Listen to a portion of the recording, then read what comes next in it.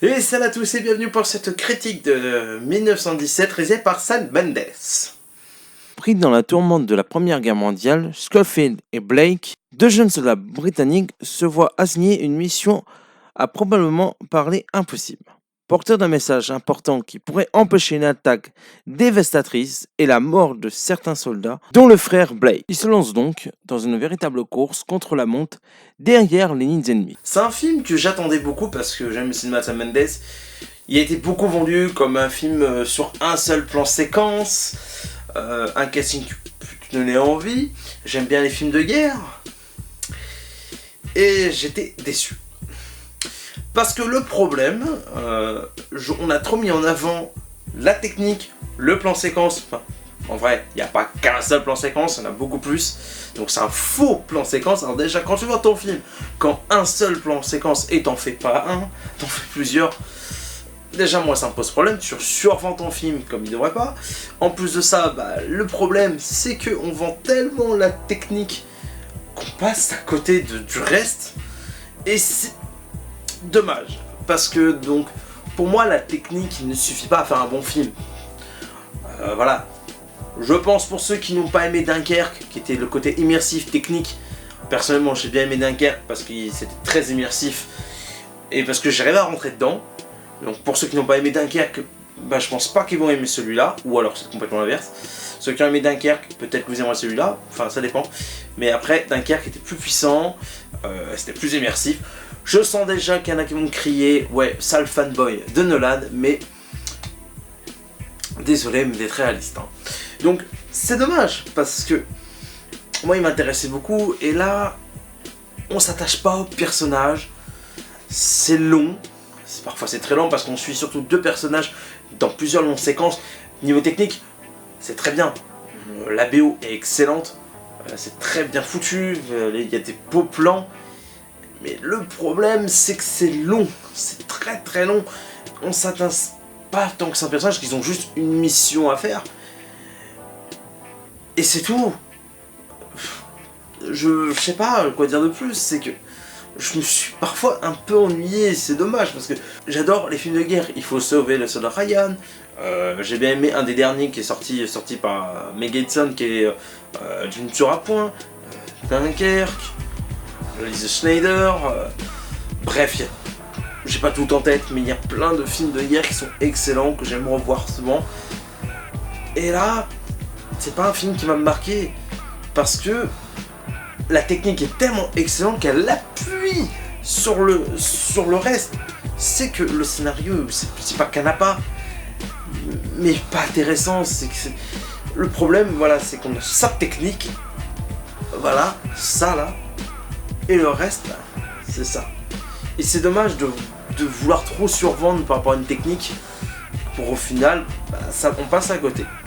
Moi personnellement, je vais pas dire que c'est très mauvais, c'est pas faux, c'est pas bon. Je vais pas dire que c'est très mauvais parce que c'est faux. Parce qu'on passe un bon moment devant ce film par rapport à la technique, la BO.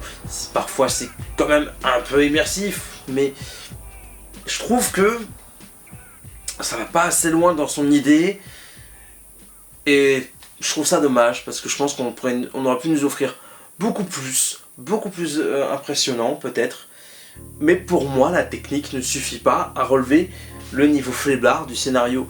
En tout cas, on a fait un débat là-dessus avec l'endimanché du ciné, Peggy, la 7ème théorie si je dis pas de bêtises, et Jules Melon, un débat où on mettra en commentaire si vous n'avez pas vu ce débat. Donc comme quoi la technique ne sauve pas un mauvais scénario mais bon, après le scénario, c'est pas qu'il est mauvais, c'est qu'il est très flébard. Donc du peu qu'on a, c'est pas trop mauvais non plus, mais c'est trop faible comparé à ce qu'on pourrait nous proposer. Et surtout que Sam Mendes, il a réalisé une immense Skyfall qui était énormissime, qui est pour moi un des meilleurs James Bond de ces 15 dernières années, pour moi bien entendu, même si je suis pas un fan de James Bond. Et c'est dommage qu'on passe à côté. On aurait tellement pu avoir beaucoup plus pour si peu. Donc moi je suis ressorti déçu. Moi je l'ai vu avec mon frangin et sa copine. Donc elle aime pas les films de guerre, donc elle a pas du tout aimé. Bon, elle a voulu quand même le voir. Bon, c'est déjà bien. Mon petit frère plutôt bien aimé, je pense qu'il avait moins d'attentes. Après, je pense que si j'étais un peu déçu, c'est un petit peu de ma faute aussi, parce que ma hype était grande, parce que, une fois de plus, j'aime les films de guerre, et peut-être que j'attendais beaucoup trop, c'est un peu de ma faute aussi, je pense.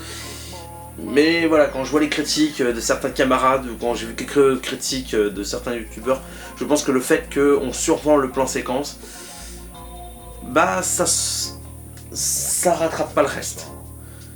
Donc voilà, si vous n'hésitez pas à aller le voir quand même, parce que c'est un bon divertissement qu'il faut aller voir quand même.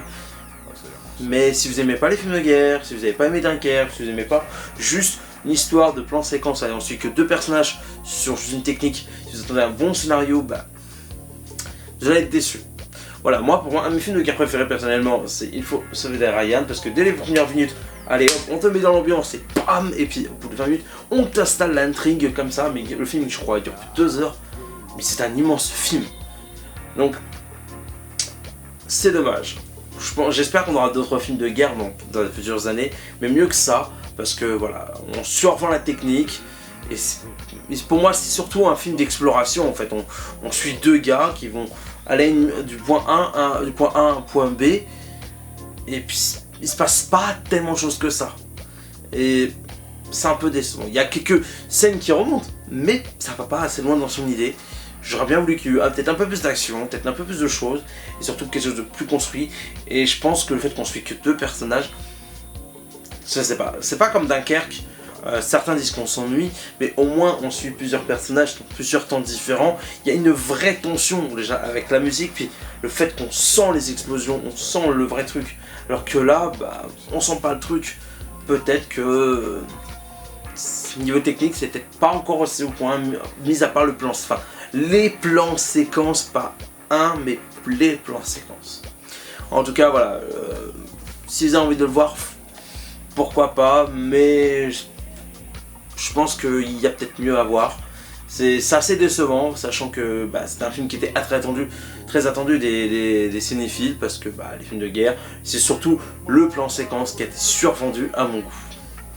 Voilà, c'est la fin de cette critique, n'hésitez pas à donner votre avis comme d'habitude, je répondrai à vos commentaires, je vous fais des gros bisous, on se retrouve demain pour une nouvelle critique et ce sera une belle équipe. Je vous fais des gros bisous et à bientôt pour une nouvelle vidéo, ciao ciao.